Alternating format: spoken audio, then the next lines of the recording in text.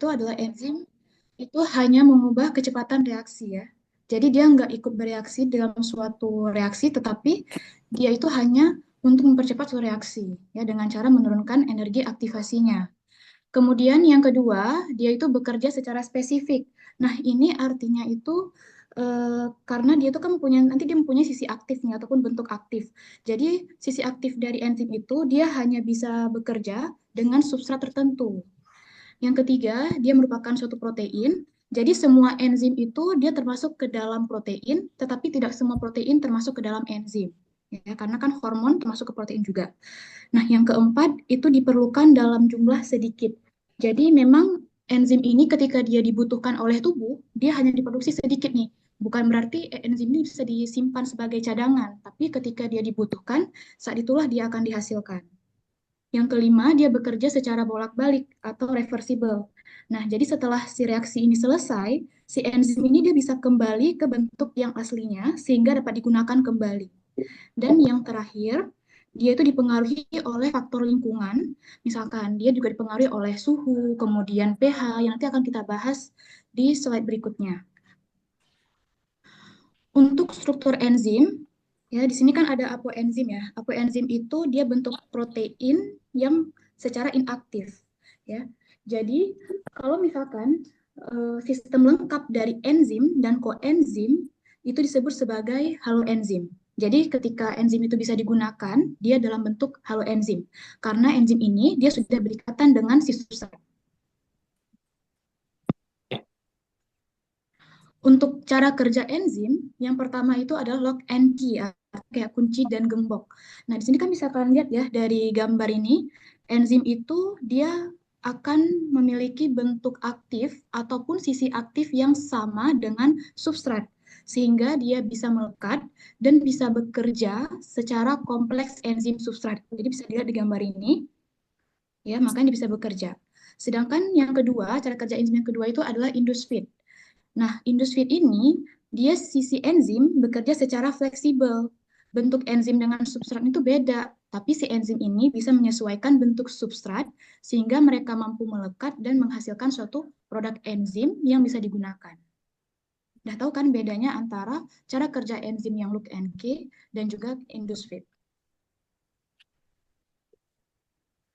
Terus kita akan membahas tentang faktor yang akan mempengaruhi kecepatan reaksi enzim.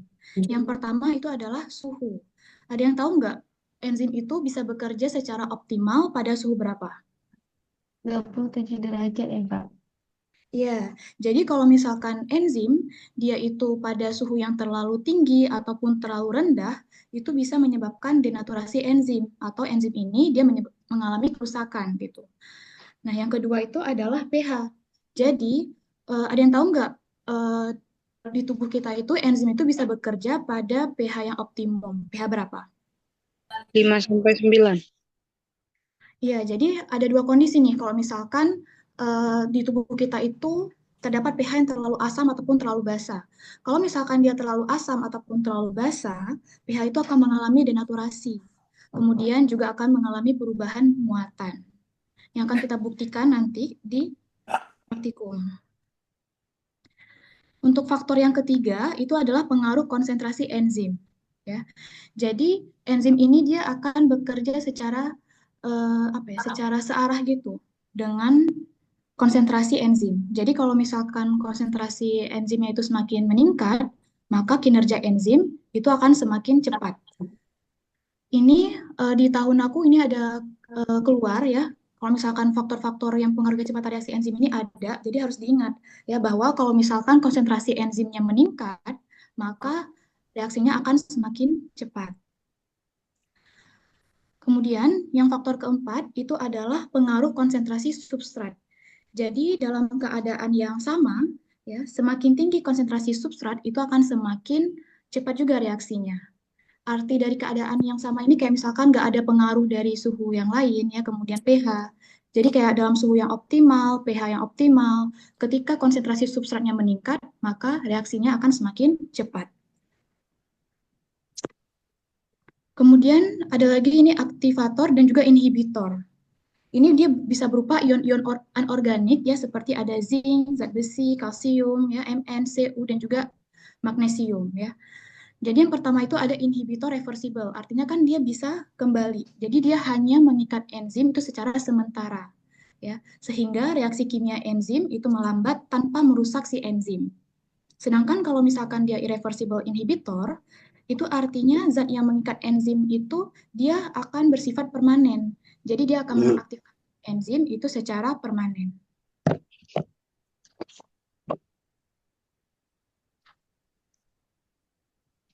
Adik tolong di-mute dulu deh yang Ashifa ini. Makasih. Untuk aplikasi klinisnya, yang pertama itu ada amilase dan lipase ya. Jadi banyak sekali aplikasi klinis yang kita gunakan sekarang ini dalam mendiagnosis suatu penyakit itu kita memeriksa kadar enzim tubuh gitu. Nah, jadi misalkan enzim amilase dan lipase. Nah, ini bisa digunakan untuk mendiagnosis dari penyakit pankreatitis atau radang pankreas. Jadi, kalau misalkan kita mau mengecek nih apakah kita ada kelainan pankreas ya atau radang pankreas, itu waktu kita cek itu kadar dari amilase dan lipase itu tinggi. Begitu juga dengan troponin dan kreatin kinase atau CKMB. Jadi pada keadaan infak miokard itu ditemukan kadar dari troponin dan CKMB yang meningkat. Nah, yang ketiga itu ada enzim alanin aminotransferase ALT atau aspartat aminotransferase AST atau yang mungkin kalian lebih sering dengar dengan SGPT dan SGOT. Nah, itu kedua enzim itu bisa kita nilai untuk melihat kerusakan hati, misalkan pada hepatitis. Untuk materi terkait air liur, ini nggak ada di PPT, cuman aku bahas sedikit ya, bahwa pencernaan oleh air liur itu kan membutuhkan 3 pasang kelenjar. Ada yang tahu nggak kelenjar apa aja? Kelenjar parotis, submandibula, sama sublingualis. Ya. Nah, kemudian di di air liur ataupun saliva itu kan dia ada 2 enzim kan yang berperan, ada musin dan tialin. Nah, ada yang tahu nggak fungsi dari enzim musin itu apa? Itu membasahi rongga mulut, Kak.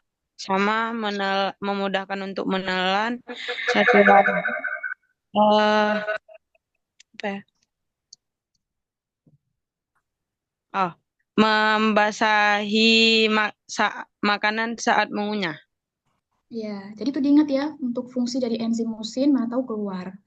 Nah, kemudian ada yang tahu juga nggak apa fungsi dari enzim tialin? Ada yang tahu tialin itu apa? Untuk pecahin pati, Kak. Pati Menjadi itu dextrin sama maltosa. iya. Nah, untuk pH air liur itu kira-kira berapa ya pH air liur? 6,8.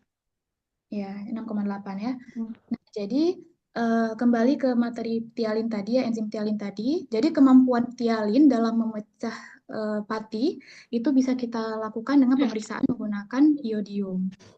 Ya, yang nanti akan membentuk warna menjadi biru tua. Untuk praktikum, kemarin kita praktikumnya cuma satu ya, yaitu pengaruh pH terhadap aktivitas amilase air liur dengan menggunakan iodium dan uji Benedict ya.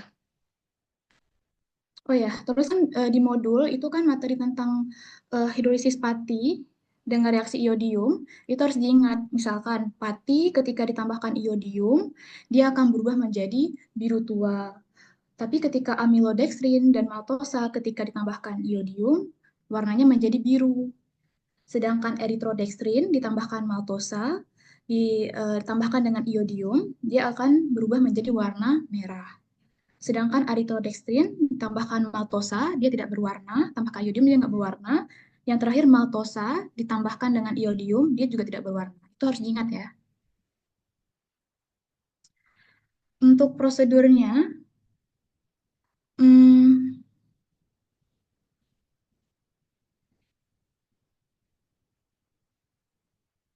untuk prosedurnya kemarin kita cuma menggunakan 3 buah reagen aja, yaitu HCl, Aquades, sama Na2CO3. Untuk prosedur bisa kalian baca di modul ada atau di sini juga ada ya untuk ininya. Jadi aku bahas tentang interpretasinya. Nah, jadi di 3 tabung tadi, kita bahas iodium dulu ya. Nah, di 3 tabung tadi, tabung pertama kan dia dimasukkan HCl dengan pH-nya itu 1. pH 1 itu kan termasuk asam kan, asam kuat malah.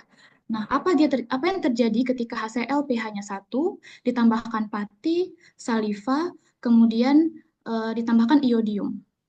Dia akan menghasilkan warna ungu gelap ya. Kenapa dia berwarna ungu gelap? Karena penggunaan dari HCl itu mampu untuk menonaktifkan amilase air liur ya, sehingga di sini HCl dia tidak mampu untuk menghidrolisiskan si pati. Makanya kan iodium tuh warnanya biru ya. Jadi warnanya itu kalau nggak biru gelap dia ungu gelap karena tadi ya HCl itu menonaktifkan amilase air liur sehingga dia tidak terhidrolisis. Nah, pada tabung kedua itu ada aqua D dengan pH 7. pH 7 itu kan netral ya. Seharusnya secara teori enzim itu bisa bekerja pada pH yang optimal yaitu pH 7. Apa yang terjadi ketika Aquades pH 7 ditambahkan pati, saliva, dan juga iodium? Dia warnanya kuning. Ya, kok bisa kuning ya? Karena iodium itu kan waktu ditambahin pati dengan saliva dia warnanya biru. Tapi seiring waktu kita homogenkan, dia akan memudar nih, memudar dari biru, biru muda sampai warnanya kuning. Itu karena si pati itu dia berhasil terhidrolisis dan dia dipecah menjadi gula dalam bentuk maltosa oleh amilase yang terdapat dalam saliva. Pada tabung ketiga, itu ada Na2CO3 dengan pH 8, ditambahkan pati, ditambahkan saliva, kemudian iodium. Ya, Na2CO3 ini kan sebenarnya termasuk ke dalam garam ya. Dia kan bentuk hidrolisis dari NaOH dan asam karbonat H2CO3. NaOH itu dia kan termasuk ke basa kuat, sedangkan H2CO3 itu asam lemah. Jadi kan secara teori lebih menang ataupun lebih dominan yang basa. Makanya di sini Na2CO3 itu basanya basa lemah gitu. Nah, secara teori kan kalau misalkan enzim dia bekerja pada pH yang basa, itu kan dia bisa mengalami denaturasi ya, rusak. Tapi ini kenapa bisa bening gitu? Nah, ini dia bisa terjadi karena ada faktor eksternal. Ya, bisa jadi karena penggunaan dari kesalahan praanalitik, misalkan kesalahan dalam menggunakan reagennya ataupun dalam hal ketelitian ya dalam meneteskan dari reagennya itu bisa menjadi faktor. Nah, tetapi seharusnya dia tetap berwarna biru muda gitu. Ya, karena kan di sini enzim itu dia akan rusak ketika dalam suasana yang basah. Untuk yang pengujian selanjutnya itu ada uji Benedict ya. Uji Benedict itu yang pertama itu ada HCl, sebenarnya sama aja, cuman iodiumnya kita ganti dengan Benedict ya. HCl tetap pH-nya 1. Kan secara teori kan dia bisa merusak dari kinerja enzim ya. Makanya sorry.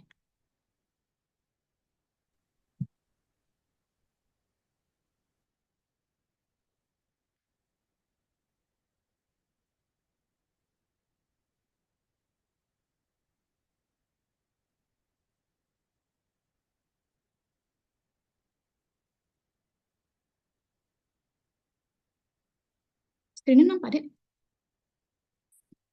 Nampak, Kak. Nampak. Bentar-bentar ya. Oke. Nah, makanya hasilnya itu biru muda karena tadi patinya itu tidak mampu untuk mengalami hidrolisis ya. Jadi secara teori itu Benedict ketika dia berhasil bercampur dengan gula produksi ya seperti misalkan pati itu kan dia berubah menjadi merah bata. Tapi karena si larutannya itu rusak karena penggunaan dari HCl yang pH-nya terlalu asam, makanya dia warnanya biru muda. Tuh. Kalau misalkan pada tabung kedua, itu kan menggunakan Aquades pH-nya 7 nih. 7 kan pH yang optimal, yang bagus. Nah, jadi ketika ditambahkan dengan pati, kemudian saliva, dengan Benedict, itu jadinya warna kuning, ya, karena dia mampu untuk menghidrolisis. Ya. Karena kan, karena dia di kondisi pH yang optimal, maka si pati tersebut akan mengalami hidrolisis Eh, artinya kayak pati itu berhasil nih diubah menjadi dekstrin dan maltosa. Makanya secara teori itu dia warnanya merah bata. Tapi kenapa di sini bisa warnanya kuning? Itu kemungkinan karena eh, Benedict yang digunakan itu terlalu sedikit ya. Jadi ada beberapa jurnal itu dikatakan kalau misalkan tetesan Benedict itu digunakan sekitar 2,5 mili, jadi mungkin hasilnya akan lebih optimal gitu ya. Jadi kenapa warnanya kuning kan seharusnya merah bata ya, karena tadi benediknya itu kurang gitu. Jadi secara teori ketika dia di pH yang optimal, ini kan pH yang baik ya, ketika dia bercampur dengan pati, saliva, benedik itu warnanya merah bata. Untuk tabung yang ketiga itu ada Na2CO3 pH-nya 8. Ya, pH-nya itu udah basah. Seharusnya dia tidak bagus ya terhadap enzim. Jadi kinerja enzimnya itu dia akan rusak gitu. Makanya warnanya itu dia akan menjadi biru muda lebih pekat karena si patinya itu tidak mampu dihidrolisis menjadi deksin dan maltosa. Ya, jadi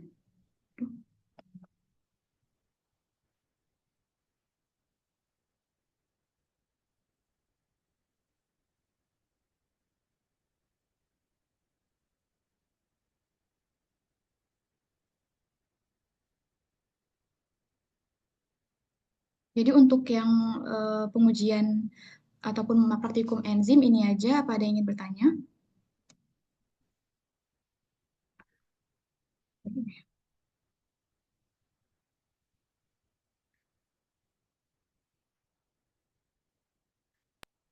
Izin nanya, Kak. Ya.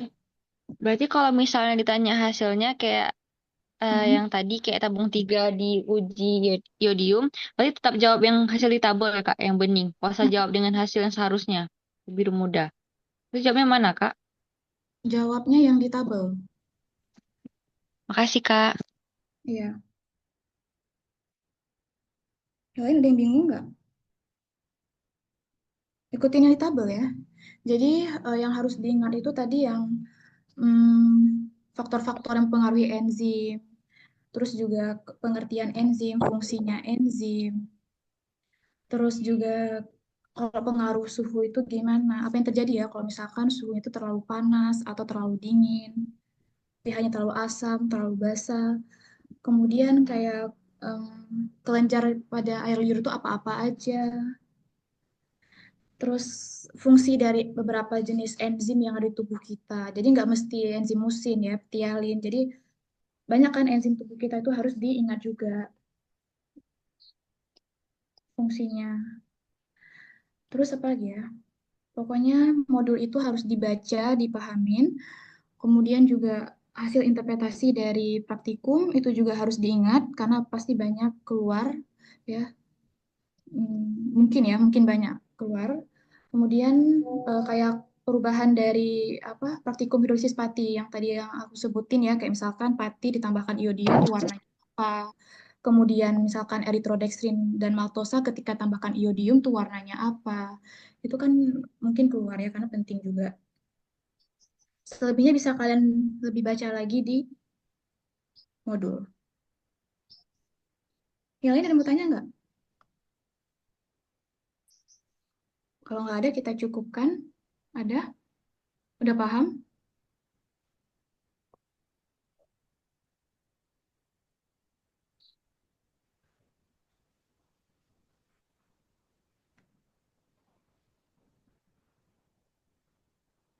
Aku anggap udah ya.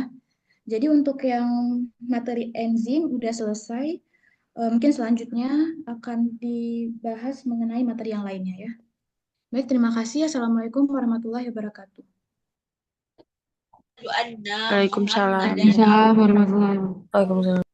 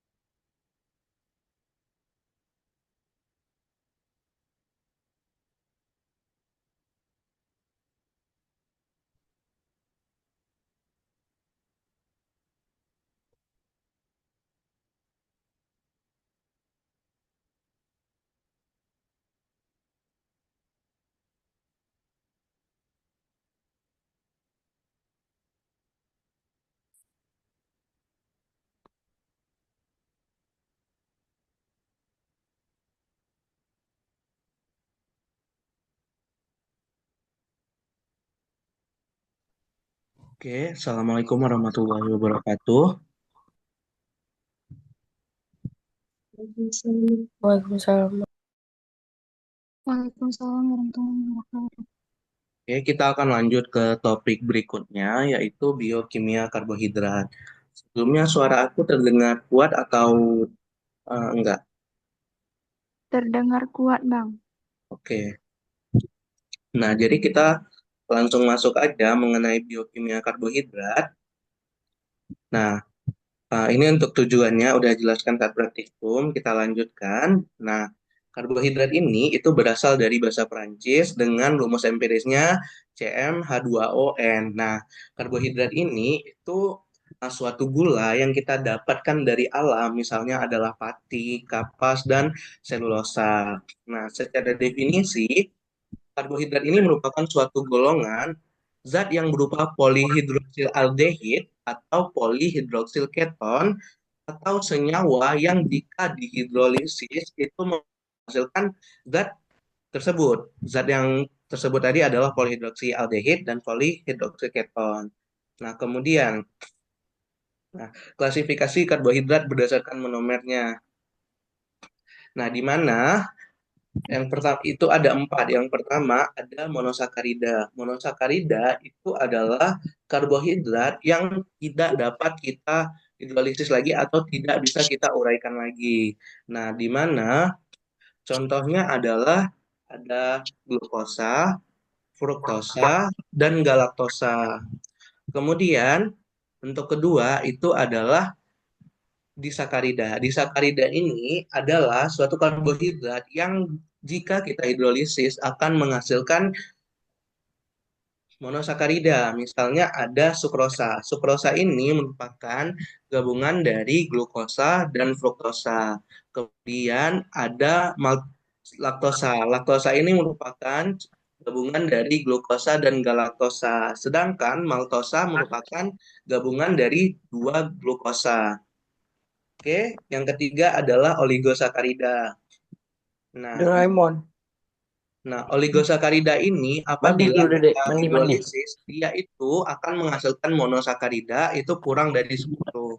Nah, contoh dari oligosakarida ini adalah ada raffinose. Kemudian polisakarida. Polisakarida ini adalah karbohidrat yang jika kita hidrolisis itu akan menghasilkan banyak monosakarida. Contohnya ada pati, ada selulosa, ada glikogen. Nah, selanjutnya, ini adalah contoh-contoh monosakarida. Nah, contohnya pada pentosa ini. Pada pentosa ini itu merupakan bisa kita jumpai pada DNA. Kemudian heksosa atau bentuk aktifnya adalah D-glukos. D-glukos ini adalah bentuk aktif dari glukosa yang bisa kita jumpai pada darah.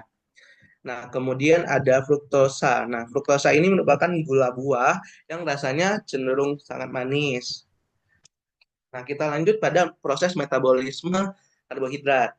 Ada 5 yang akan kita bahas. Yang pertama ada glikolisis, ada glikogenesis, ada glikogenolisis, ada HM-Pesian, dan gluconeogenesis. Nah, yang pertama adalah proses glikolisis. Nah, proses glikolisis ini merupakan proses yang sangat familiar sama kita karena proses ini sudah berkali-kali diajarkan diulang-ulang sejak SMA dan di biokimia dasar ini juga dibahas mengenai glikolisis di mana glikolisis ini adalah suatu proses pemecahan si glukosa menjadi ATP. Sebenarnya belum jadi ATP, masih banyak reaksi-reaksi lain. Nah, hasil akhir dari glikolisis ini berupa menghasilkan pirufat dan asam laktat. Nah, proses terjadinya glikolisis ini adalah di sitosol. Nah, kemudian ada glikogenesis dan glikogenolisis.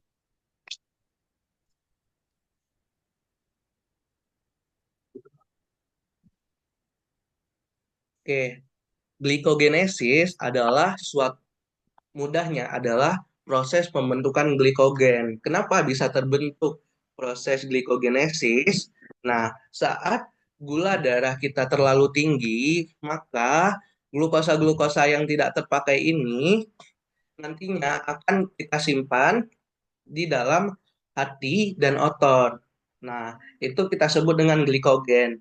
Nah, apabila tubuh kita dalam posisi membutuhkan energi yang sangat tinggi seperti pada saat lapar, kemudian berolahraga yang berat. Nah, tubuh kita itu kan cenderung membutuhkan gula yang banyak atau energi yang banyak untuk dipecah.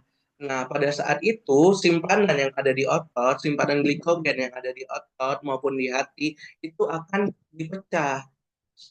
Sehingga proses tersebut kita sebut dengan glikogenolisis atau pemecahan glikogen. Lanjut ke gluconeogenesis. Dari namanya aja udah neo.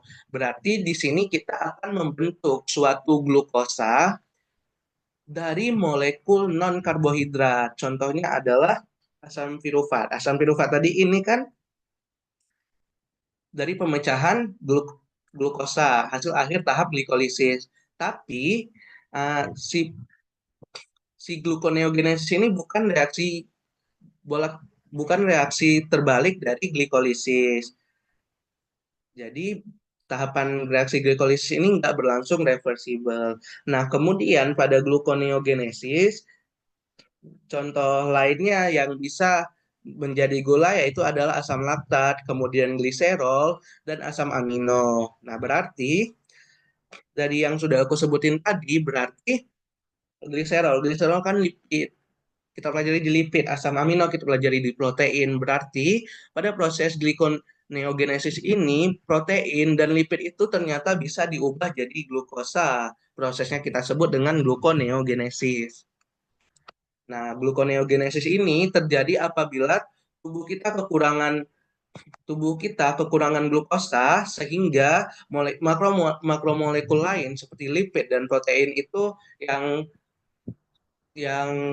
kadarnya mungkin cenderung melimpah di tubuh itu akan dipecah menjadi glukosa. Nah, kemudian ada jalur tahir. Jalur tahir ini adalah jalur pentosa fosfat. Nah, jalur pentosa fosfat ini atau HM-Pasian ini merupakan jalur alternatif dari glikolisis yang digunakan untuk menghasilkan ribosa 5-fosfat dan NADPH. Nah, untuk apa sih ribosa 5-fosfat ini? Ribosa 5-fosfat ini itu digunakan untuk pembentukan DNA, RNA, dan nukleotida. Kemudian, tempat terjadinya proses HM-Pasian ini ada di sitoplasma dan dia tidak menghasilkan ATP.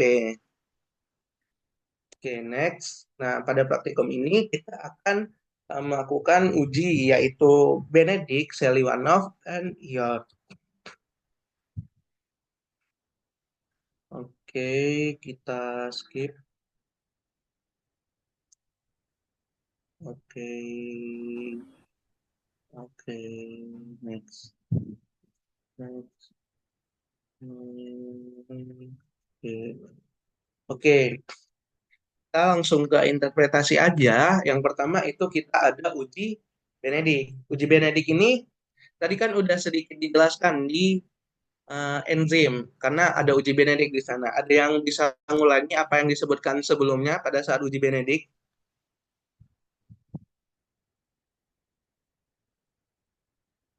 Prinsipnya gimana?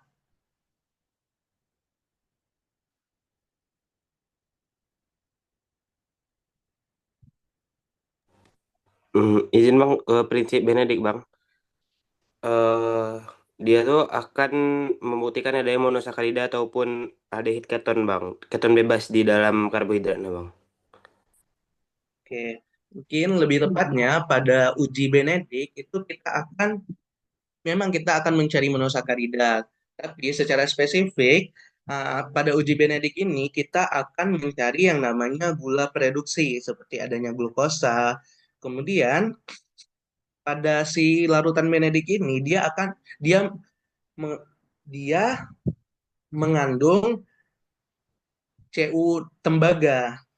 Nah, apabila dia bereaksi dengan gula reduksi, maka dia akan menghasilkan suatu reaksi. Nah, reaksi inilah yang akan menghasilkan suatu warna. Di mana warna-warna inilah yang mewakili seberapa besar konsentrasi dari gula reduksi tersebut.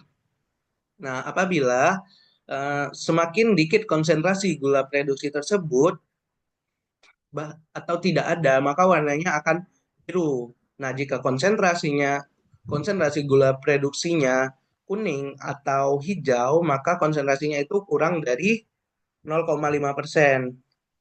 Nah, pada yang kuning itu 0,5 sampai 1%. Sedangkan jika kita dapatkan warna oranye, itu konsentrasinya 1 sampai 2%. Dan yang terakhir, merah bata, itu konsentrasinya lebih dari 2%.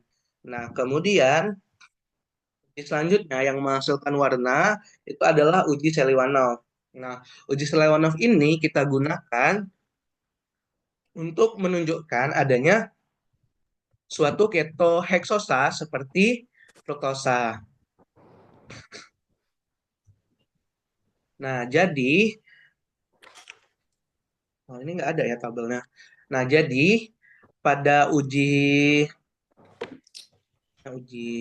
Seliwanov, di sini kita akan mencari adanya gugus yang menunjukkan adanya gugus ketosa. Nah, seperti fruktosa. Nah, dari 4 tabung reaksi ini, menurut teman-teman yang akan menunjukkan hasil positif tabung apa aja? Tabung 1, 2, atau 3? Yang fruktosa sama sukrosa bang itu menghasilkan positif bang. Oke, benar. Fruktosa itu karena dia sendiri yang dicari. Kemudian sukrosa ini merupakan gabungan dari fruktosa dan glukosa. Sehingga apabila kita campurkan reagen Seliwanovnya ini, dia akan menghasilkan warna merah. Nah, kemudian yang ketiga adalah uji iod. Nah, uji iod ini kita lakukan untuk mana dia?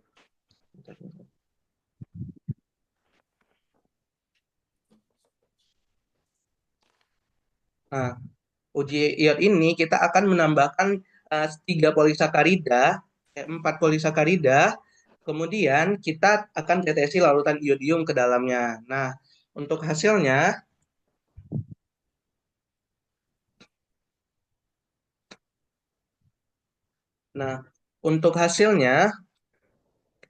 yang pertama pati itu biru, glikogen dan deksin merah coklat atau merah bata, agar-agar hijau kebiruan, dan gum arab tidak ada perubahan warna. Oke, nah kenapa sih bisa terjadi perubahan warna pada pati dan dekstrin? Nah, kenapa bisa biru, kenapa bisa merah coklat dan merah bata? Nah, secara teori, kenapa sih itu bisa berwarna? Karena si pati ini itu dia memiliki struktur yang kita sebut dengan helix amilosa. Nah, apabila kita tambahkan iodium, maka iodiumnya itu akan terjebak di dalam struktur helix tersebut yang akan memberikan warna biru atau ungu tergantung pada panjang molekul amilosanya. Nah, itu kan pati. Kenapa deksin bisa berubah? Kenapa? Karena deksin ini merupakan hasil dari penguraian si pati tersebut.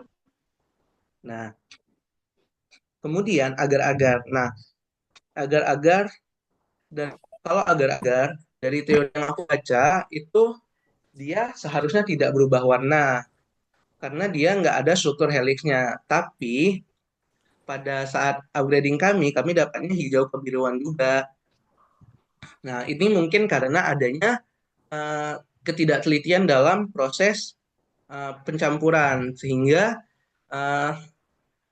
suatu bahan itu tidak murni. Jadi hasilnya tidak sesuai. Kemudian pada gum Arab ini sama, dia tidak memiliki struktur dekstrin juga sehingga dia tidak bisa merubah warna. Kemudian uji yang terakhir itu adalah uji pengendapan polisakarida. Ada dengan alkohol dan ada Al2SO4 3 kali. Pati itu menghasilkan endapan putih di tengah, dekstrin menghasilkan endapan putih di atas, dan gum arab tidak terdapat endapan. Kemudian dengan Al2SO4 3 kali adalah pati tidak ada endapan dan warnanya keruh, deksin tidak ada endapan dan warnanya bening, dan gum Arab itu ada endapan dan warnanya bening. Nah, mungkin itu aja yang bisa aku sampaikan. Aku mau tanya jawab dikit aja ya.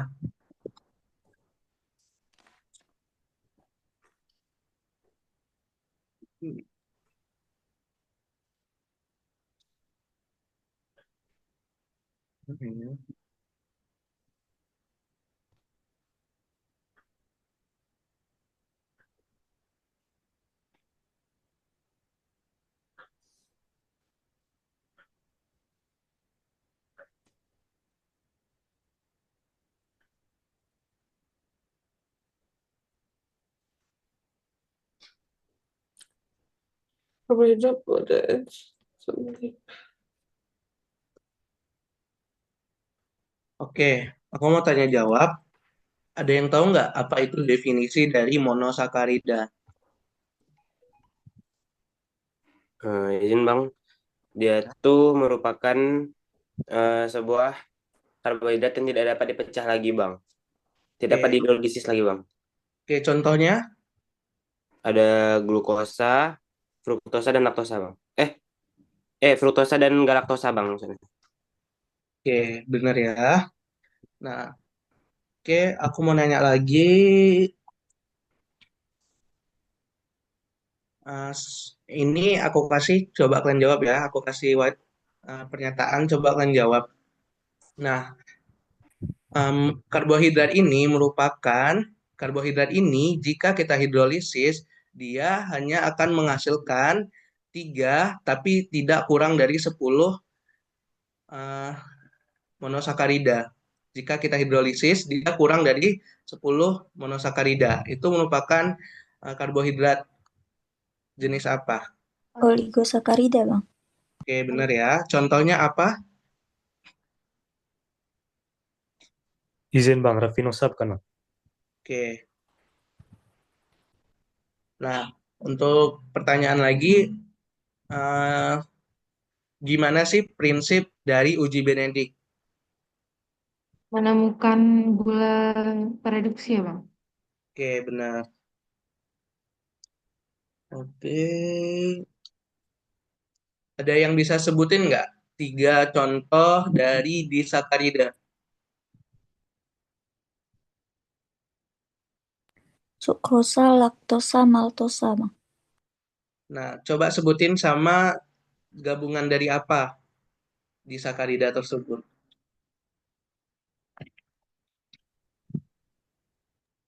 Kalau sukrosa itu glukosa sama fruktosa, kalau laktosa itu glukosa sama galaktosa, kalau maltosa itu glukosa sama glukosa, Bang. Oke, benar.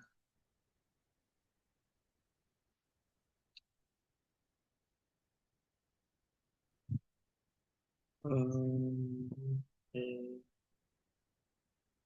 Oke, pada uji Seliwanov kita itu mencari apa? Dari Keton. gugus keton ya, Bang? Contohnya pada apa? Fruktosa sama sukrosa. Oke.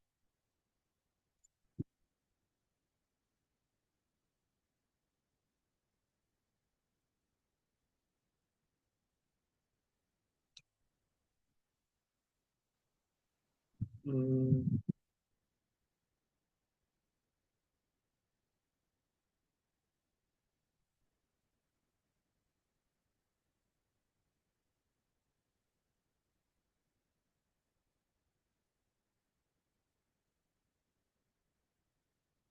Apa ya lagi? Ada yang tahu nggak definisi dari polisakarida?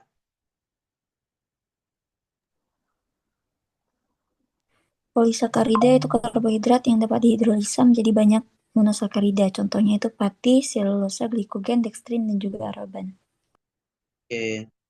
Kayaknya eh, cukup segitu aja penyampaian dari aku. Ada yang ingin ditanyain?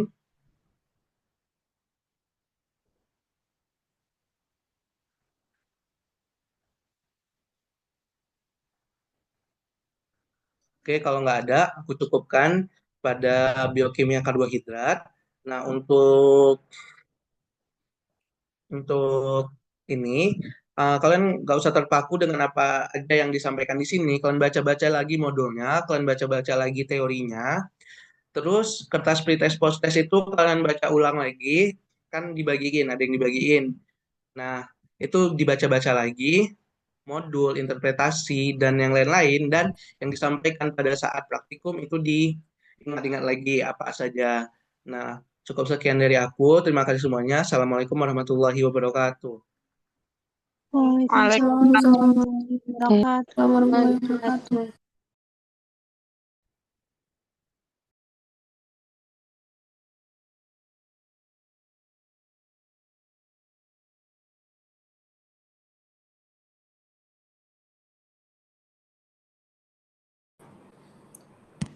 Halo teman-teman semua, suara aku kedengeran nggak ya? Kedengeran, Kak. Oke, selamat pagi semua. Perkenalkan, aku Nida. Di sini aku bakal bawain materi tentang penentuan konsentrasi larutan. Oke, kita langsung masuk aja ke materinya. Jadi yang pertama kita tuh harus paham dulu sama istilah-istilah yang bakal kita bahas di sini. Pertama tuh ada larutan, zat terlarut, zat pelarut, sama ada konsentrasi. Nah, larutan tuh apa sih? Larutan tuh adalah campuran zat terlarut dengan pelarut yang dia ini sifatnya homogen. Homogen tuh apa? Homogen tuh maksudnya dia ini terdiri dari komponen-komponen yang sama. Jadi kita ini udah nggak bisa bedain mana yang zat pelarut, mana zat terlarut. Dia ini mengandung satu atau lebih dari zat terlarut dan satu zat pelarut. Contohnya adalah larutan gula, larutan gula garam. Nah, si air ini sebagai zat pelarut, sedangkan garam dan gula ini sebagai zat terlarut. Kemudian kita lanjut zat terlarut atau yang bisa juga disebut dengan solut. Ini adalah komponen yang jumlahnya itu lebih dikit. Tapi kalau misalnya zat pelarut atau nggak solvent, dia ini komponen yang jumlahnya itu banyak. Terus kita lanjut, apa tuh konsentrasi? Konsentrasi adalah jumlah zat terlarut dalam setiap larutan ataupun pelarut. Nah, terus ini ada beberapa jenis larutan, ada beberapa kriteria pembagiannya. Yang pertama kita bahas dulu berdasarkan kemampuan si larutan ini melarutkan zat terlarutnya. Nah, di sini ada 3 jenis, yaitu ada larutan jenuh, larutan tak jenuh, sama ada larutan lewat jenuh. Nah, larutan jenuh itu apa? Larutan jenuh tuh dia ini mengandung jumlah maksimum dari zat terlarut yang ini dapat larut dalam suatu pelarut pada suhu tertentu. Nah, jadi zat pelarut ini dia tidak bisa melarutkan zat terlarut kecuali dengan pemanasan atau enggak perubahan pada kondisi yang lain. Contohnya adalah larutan gula. Air ini dia dapat melarutkan sejumlah gula pada suhu tertentu. Setelah mencapai suatu batas, penambahan gula ini dia tidak bisa larut kayak gitu. Terus berikutnya ada larutan tak jenuh. Nah, larutan tak jenuh ini dia mengandung zat terlarutnya itu dia lebih sedikit daripada yang sebenarnya dapat dilarutkan oleh pelarut pada suhu tertentu. Contohnya adalah air teh dengan gula yang dia ini masih ditambahkan si gulanya dan gula ini akan bisa larut lagi kayak gitu. Terus selanjutnya adalah larutan lewat jenuh. Di mana larutan lewat jenuh ini dia mengandung zat terlarutnya itu dia lebih banyak daripada yang terdapat dalam larutan jenuh pada suhu tertentu. Nah, nanti ciri-cirinya itu dia bakal ada endapan. Kenapa ada endapan? Karena zat terlarutnya itu dia melewati batas si kelarutannya. Kemudian dia ini tidak bisa melarutkan banyak zat terlarut dan berikutnya itu dia keseimbangannya itu dinamis. Maksudnya keseimbangan dinamis itu gimana? Jadi zat terlarut ini dia bakal terus mengendap dan dia ini mempertahankan konsentrasi zat terlarutnya itu dia melebihi dari batas kelarutannya. Oke, lanjut. Jenis larutan berikutnya bisa kita bagi lagi berdasarkan daya hantar listrik. Mungkin ini juga udah sering teman-teman dengar ya. Ada pembagiannya itu ada 2, ada larutan elektrolit sama ada larutan elektrolit. Larutan elektrolit ini kalau misalnya kita larutin di dalam air, dia bakal mengantarkan arus listrik. Tapi kalau misalnya non elektrolit itu kebalikannya.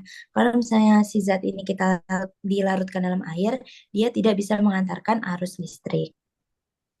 Oke, lanjut ke berikutnya itu berdasarkan banyak sedikitnya zat terlarut. Itu terbagi menjadi 2, itu ada larutan pekat sama ada larutan encer. Larutan pekat itu mudahnya si solut atau zat terlarutnya itu dia lebih banyak daripada si solvent atau zat pelarutnya. Jadi terlarut dia lebih banyak daripada pelarutnya. Sedangkan kalau misalnya encer, dia itu si solut atau terlarutnya ini dia lebih sedikit daripada solvent atau pelarutnya. Oke, kita langsung masuk aja ke beberapa rumus nih yang harus teman-teman perhatiin.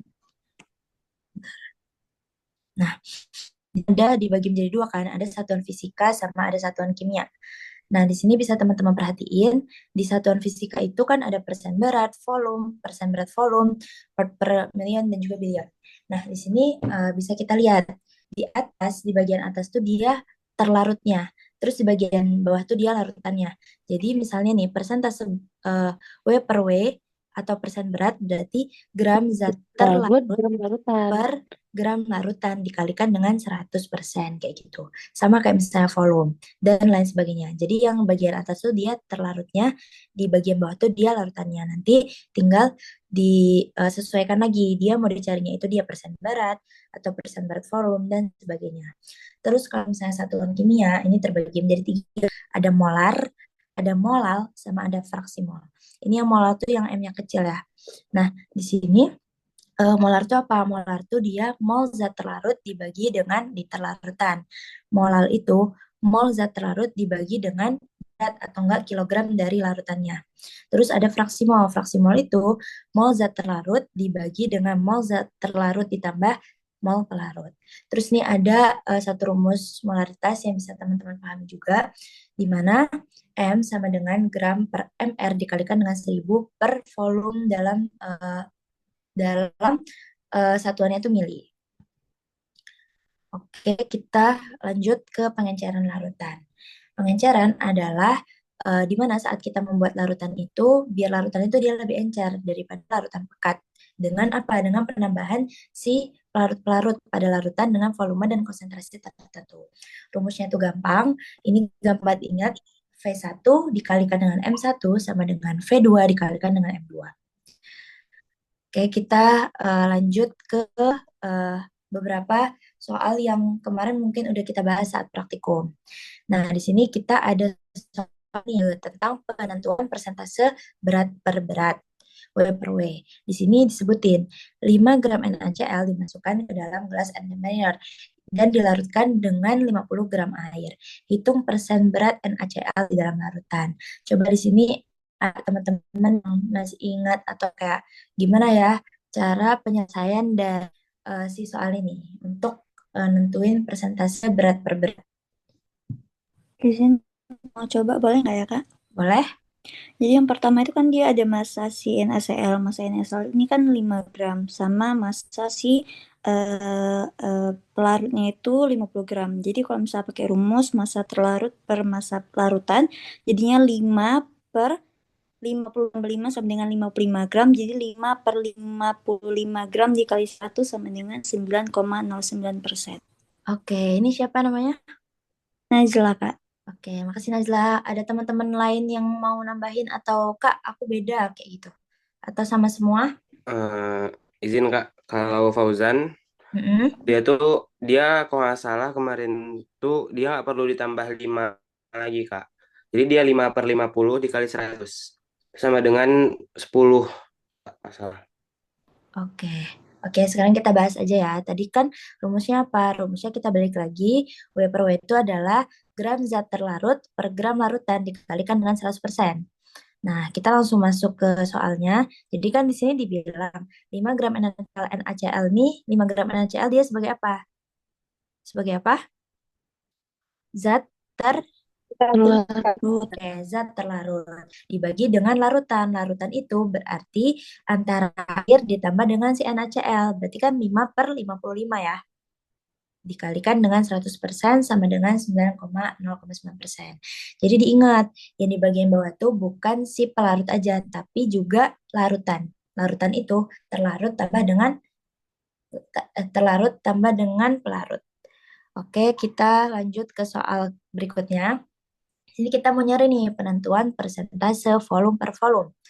Soalnya 20 mili alkohol dicampur dengan 80 mili air di dalam gelas Erlenmeyer dan menghasilkan 100 mili larutan. Hitunglah persen volume masing-masing komponen. Coba nih, siapa yang mau coba? Bisa, Kak. Boleh, lanjut. Jadi kan kalau persen volume itu volume terlarutnya per volume larutan kali 100%. Jadi untuk alkoholnya itu 20 mili per 100 mili karena 20 tambah 80. Dikali persen sama dengan 20%. Untuk air atau H2O-nya itu 80 per 100 100%, sebenarnya 80%. Oke, berarti tadi alkohol 20%, persentase si air 80% ya? Ya, Kak. Oke, teman-teman yang lain setuju semua atau ada yang beda pendapat?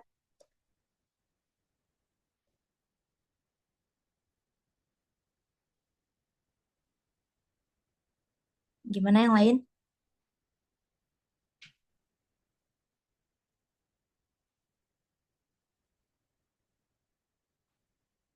Oke, biar lanjut aja kita ke pembahasan ya. Benar ya, tadi siapa? Bisa, Kak. Siapa? Kak. Oke, Giska. Benar ya tadi apa yang udah disebutin. Jadi cara mencari persentase volume per volume si alkohol itu kita tulis si terlarutnya itu kan 20 mili alkohol dibagi dengan larutannya 100 kali dengan 100% sama dengan 20%. Untuk air 80 per 100 kalikan dengan 100% sama dengan 80%. Oke, kita lanjut ke soal berikutnya. Penentuan persentase berat per volume atau W per V. 7 gram gula pasir dimasukkan ke dalam labu ukur 100 mili dan ditambahkan aqua sampai tanda batas. Hitung persentase W per V gula pasir yang dihasilkan. Ada yang mau coba? Anissa mau, Kak. Boleh, Anissa. Oke. Jadi yang pertama itu kan kita pakai rumusnya itu kalau nggak salah tadi gram terlarut sama mililiter larutan kita kali dengan 100. Nah, di sini kan gram terlarutnya itu 7 gram gula pasir, kita perkan dengan 100 mili. Dan kita kali 100. Nah, hasilnya itu 70%. Gitu, Kak. Hasilnya 70%. 7%. Oke, 7% ya. Karena 7 per 100 dikali dengan 100% sama dengan 7%. Oke, kita lanjut ke berikutnya. Ini kita ganti soal nih, ada tentang membuat larutan. Buatlah larutan NaOH 1 molaritas dalam labu ukur 100 mili dengan Na sama dengan 23, oksigen sama dengan 16, dan hidrogen sama dengan 1. Berapa gram NaOH yang diperlukan dalam percobaan ini? Coba, tadi pakai rumus yang molaritas, tadi kakak sebut. Ada yang mau coba?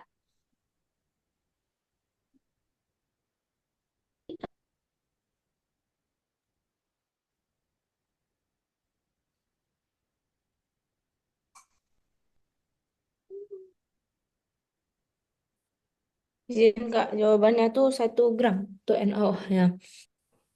1 gram. Karena 4 gram, Kak, 4 gram. 4 gram karena Karena kita pakai rumus molar sama dengan gram per mr kali 1000 per mili. Kemudian 1 sama dengan, kan kita mencari gram. ya, Gram per mr-nya itu Na 23 ditambah dengan O16 tambah dengan H1 maka menghasilkan 40. Kemudian dikali dengan 1000 sesuai dengan rumus per bilinya itu kan 100. Kemudian kita dapatkan 1 sama dengan gram per 40 kali 10. Kemudian kita coret di antara dua nolnya, kemudian kita kali silang. 4 kali 1, 4 sama dengan gram. Maka menghasilkan gram-nya itu. Oke, coba kita lihat ya. Oke, sama ya. Untuk jawaban gram NaOH-nya adalah 40 gram. Bentar. 4 gram, maaf. Ada kesalahan. Karena kita coret kan, ada 1000 sama ada 40 sama ada 100. Kita coret-coret jadinya gramnya sama dengan 4. Ini salah ya, jadinya 4 gram. Oke, makasih. Kita lanjut aja ke pengenceran. Yang tadi rumusnya yang kata kakak paling mudah. Dia soalnya kayak gini, buatlah pengenceran larutan NaCl 0,1 m menjadi 0,01 m ke dalam labu 100 mili. Berapa mili larutan NaCl 0,1 m yang harus diambil? Ada yang mau coba? Izin Kak, boleh dicoba Kak? Boleh. Yang pertama kan itu kita buat rumus yang M1 kali P1 sama dengan M2 kali P2.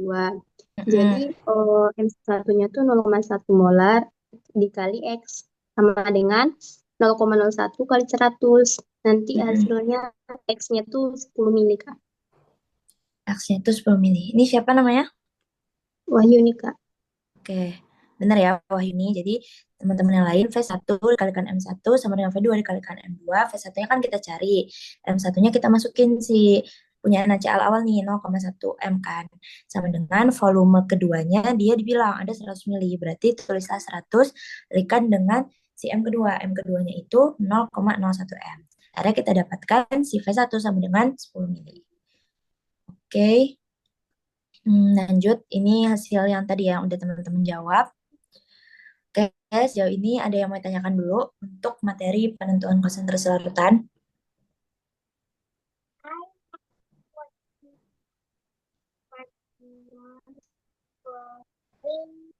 Jadi di sini mungkin dari teman-teman bisa diperhatiin ya materi kayak teori-teorinya. Mungkin dilihat kayak larutan, larut kayak gitu kan gampang, tapi bisa jadi kayak kita agak silap kayak gitu. Jadi benar harus fokus mana yang larutan, mana yang pelarut, mana yang zat larut.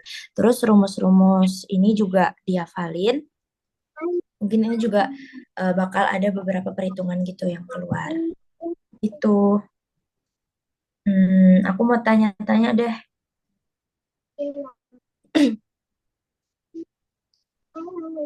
Coba tadi apa sih definisi dari si konsentrasi? Ada yang masih ingat nggak? Izin Kak, kalau konsentrasi itu jumlah zat yang terlarut dalam setiap larutan atau pelarutnya Kak. Oke, coba deh aku mau teman-teman sebutin apa sih rumus dari persen berat volume? Ada yang masih ingat? Berat zat terlarut per mililiter larutan dikali 100, Kak. Oke, mantap. Terus, apa lagi ya? Bener nggak sih kalau misalnya larutan pekat itu dia lebih banyak si solutnya daripada si solventnya? Benar, Kak. Benar, Kak. Solut itu apa sih tadi? Pak, solut terlarut Kak. Kalau solvent? Pelarut Kak. Terus ini aku mau ngasih bonus lah dikit soal hitungan, coba ya. Didengarin baik-baik. Sebuah larutan dengan volume 100 mili terdiri dari 25 gram barium hidroksida. Hitunglah persentase berat volume dari larutan tersebut. Coba, siapa yang mau jawab?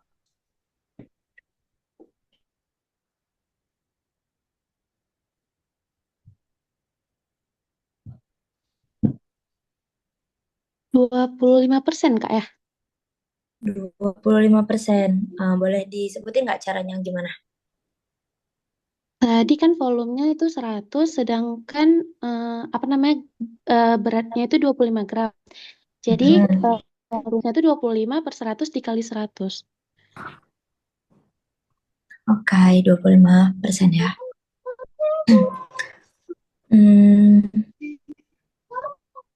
Coba nih kalau misalnya teman-teman udah ada baca modul, kan konsentrasi itu dapat dinyatakan, ada juga tadi aku jelasin, konsentrasi itu dapat dinyatakan berdasarkan dua satuan kan. Nah, apa aja sih satuan-satuan kimia dari konsentrasi itu bisa disebutin nggak? Mol, molar, sama fraksi mol kimia. Oke, kalau yang fisika? Itu satuan berat sama satuan volume aja, Kak. Oke, ada yang mau tanyain teman-teman sejauh ini buat materi penentuan konsentrasi larutan? Izin Kak, kalian mau nanya Kak. Mm-mm. Itu kan di modul itu banyak yang kayak tipe-tipe pipet ataupun dan lain-lain Kak. Itu bakal masuk nggak Kak? Misalnya kayak micropipet atau lain tuh Kak. Untuk modul semua dibaca aja ya. Oh, baik Kak. Terima Oke. kasih. Jadi nanti teman-teman bisa pahami modulnya, terus yang dijelasin praktikum, hasil-hasil praktikum kayak gitu. Itu biasanya kalau tentamen diambil dari situ-situ sih. Ada yang mau tanya lagi, guys?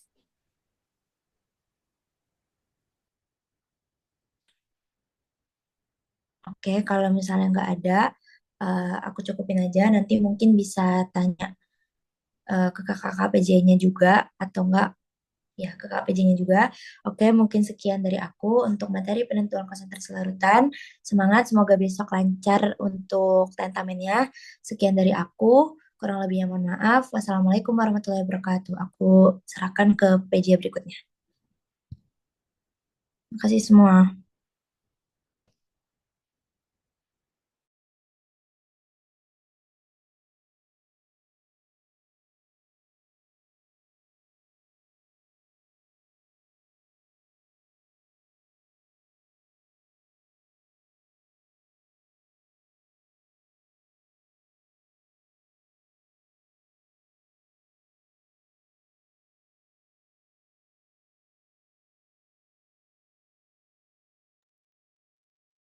Halo, sebelumnya suaranya kedengeran? Udah kelihatan belum di layar kalian?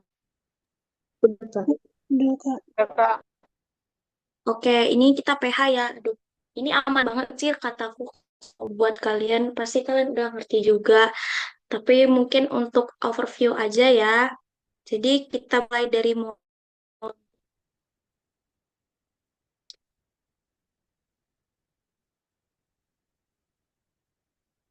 Nah, kalau dasar teori asam basa itu, khususnya pH itu sendiri, itu tuh dari teori asam basa yang Arrhenius. Tapi kan perlu kita ingat ataupun kita eh, mungkin ingat lagi kalau dia tuh dari tiga teori ini. Asam basa itu ada tiga teori, yaitu asam basa Arrhenius, kemudian asam basa Bronsted-Lowry, dan asam basa Lewis. Tapi untuk pH itu tuh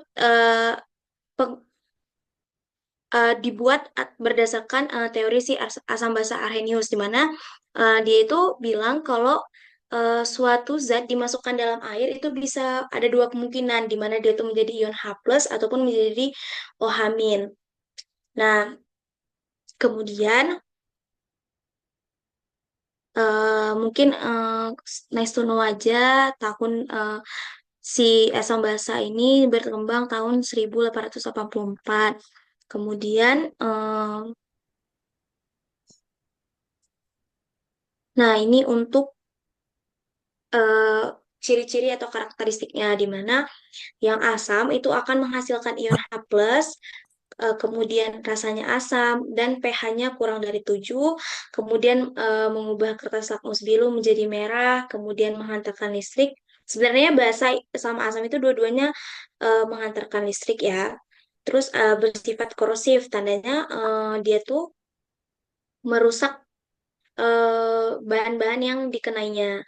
Kemudian kalau yang basah dia menjadi ohamin kalau dilarutkan dalam air, terus dia tuh pahit dan licin. Kemudian pH-nya itu lebih dari 7, kemudian mengubah warna lakmus merah jadi biru. Kemudian sama tadi menghantarkan arus listrik atau elektrolit. Kemudian dia tuh sebenarnya oh ya, dia tuh dapat menetralkan sifat asam. Jadi dia kayak larutan buffer atau dapar. Misalnya tubuh kita terlalu asam, sedangkan kayak di mulut pH-nya itu harus tidak boleh terlalu asam. Maka si basa inilah yang akan menetralkan pH di mulut sehingga pencernaan tuh bisa berjalan dengan baik yang di mulut. Kemudian dia bersifat kausatif atau dia merusak kulit karena kan basa itu biasanya identik dengan, ingat ya, basa kalau asam itu asam kuatnya itu HCl, kalau basa biasanya NaOH. Jadi NaOH itu identik sama sabun. Dia tuh sebenarnya kausatif, tapi kadarnya itu diturunkan. Kemudian lagi. Nah, pH larutan harus diingat pengertian pH itu adalah derajat keasaman. Jadi kalau ditanya pH bukan derajat basa, derajat asam, derajat ukuran. Jadi buatnya langsung derajat keasaman. Kenapa nggak boleh kayak gitu, Kak? Misalnya ditanya pH, jangan kalian buat pengertian yang lain-lain lagi ya. Buatnya langsung derajat keasaman karena si pH ini dibuat berdasarkan perbandingan. Jadi kayak gini, misalnya pH-nya itu pH 5 dan pH 7. Eh, itu bilangnya misalnya yang 5 ini apa ya? Eh, HCl lah kan. Jadi HCl itu dia derajat keasamannya lebih asam daripada yang 7 misalnya air daripada air. Jadi dia dibandingkan ke yang asam. Bukan dia lebih basa atau dia lebih netral. Nyebutnya tuh ke arah asamnya gitu. Jadi jangan salah ya kalau misalnya ditanya. Kemudian dia tuh udah terstandarisasi. Jadi pengukurannya ada dua kalau yang kita lakukan. Sedangkan sebenarnya kalau pengukurannya ada dua, bentar ya.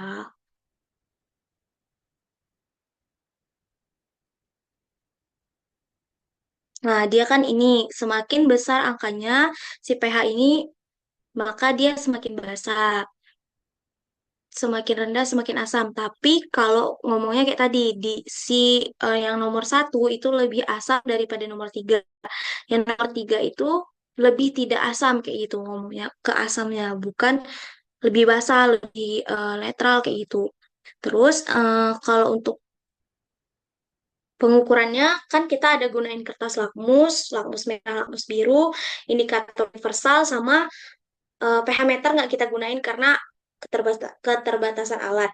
Tapi semuanya harus tahu kalau pH meter itu caranya adalah eh, nanti kita hidupkan on off-nya, kemudian pastikan dia sudah terkalibrasi. Terkalibrasi gimana, Kak? Dimasukkan dulu ke larutan yang netral, contohnya kayak Aquadex. Jadi dia sesuai hasilnya. Nah, kalau mungkin yang ditanya di eh, tentamen itu bakalan yang tentang lakmus ini, lakmus sama indikator universal. Kak, apa bedanya, Kak? Nah, kalau si pH itu dia kalau pakai lakmus itu kita bilang dia terukur secara kualitatif. Jadi dia cuma bisa tahu ini asam ini atau ini basa. Sedangkan kalau indikator universal itu dia terukur secara kuantitatif karena nanti akan keluar angka-angkanya kan seperti yang kalian sudah lakukan di praktikum. Terus mungkin juga eh, kita kemarin gunakan 12 eh, larutan untuk diuji, kemudian masing-masing dimasukkan 10 tetes. Ingat ya, 10 tetes ya. Terus untuk hasilnya, nah ini. Nah, oke, jadi misalnya, eh, oke nggak usah. Jadi si si pH-nya ini kan pakai kertas lakmus merah, misalnya dia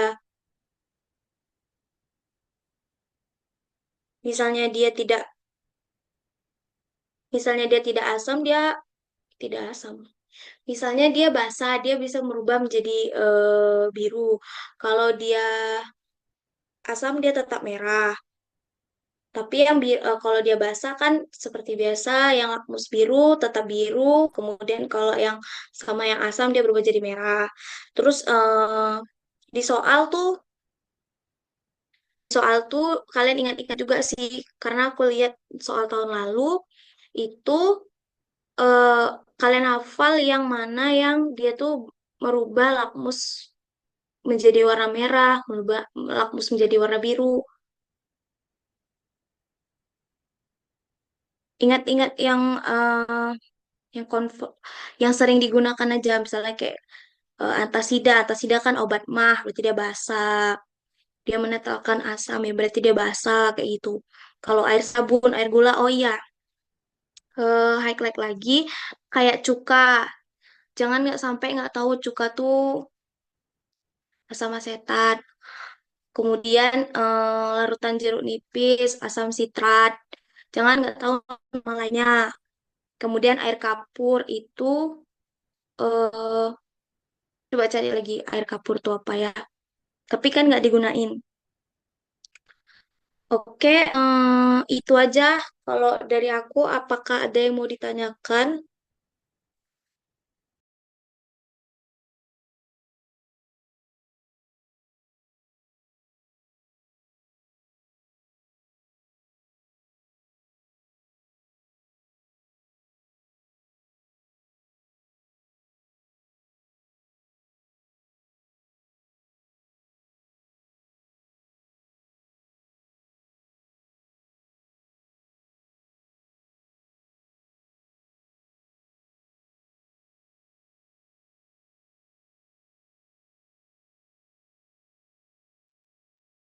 Kalau mungkin aku tanya-tanya dikit aja ya.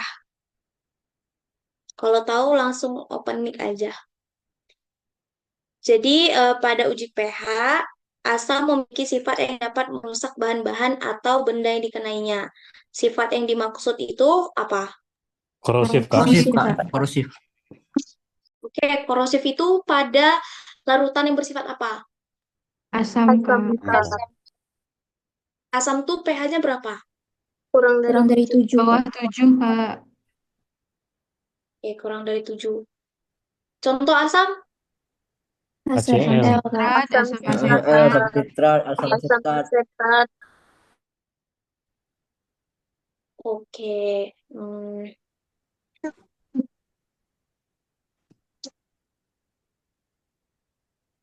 Kalau Aquades tuh pH-nya berapa? Netral 7, Kak. Netral, Kak. Oke. Tadi aku ada singgung kalau kita gunain pH meter, dia harus dikalibrasi dulu. Kayak mana cara kalibrasinya? Dicelupin larutan yang netral kayak Aquades. Oke. Atau ukuran atau larutan yang emang udah terukur. Jadi kayak misalnya kita punya larutan buffer dengan pH 4. Masukin dulu ke situ. Kita lihat di pH meternya. Oh iya benar 4. Berarti alat ini udah siap digunain kayak gitu ya. Kemudian hmm, oh iya tadi aku bilang juga apa bedanya ngukur pakai lakmus sama indikator universal? Kalau lakmus itu kualitatif, kalau indikator universal itu kuantitatif, karena bisa diukur berapa nilai akuratnya. Oke. Jadi boleh nggak kita bilang indikator universal tuh indikator pH? Boleh. Boleh atau enggak?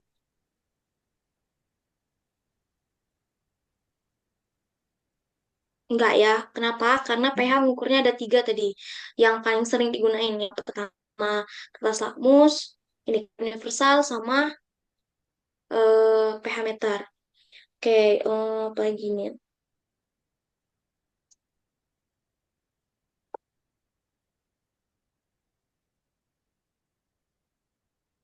Saat dimasukkan ke dalam air, larutan ataupun zat ini menghasilkan ion H+, maka larutan ini adalah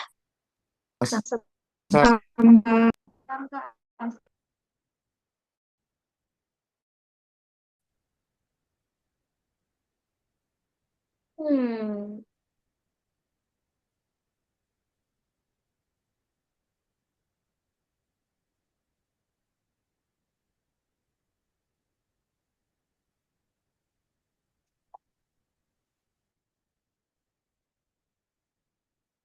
oke dah, itu aja mudah kok pH. Pasti kalian bisa jawab. Yang susah itu protein, lemak. Kalian hafal turunannya. Karbo juga. Oke, makasih ya udah join Biokim.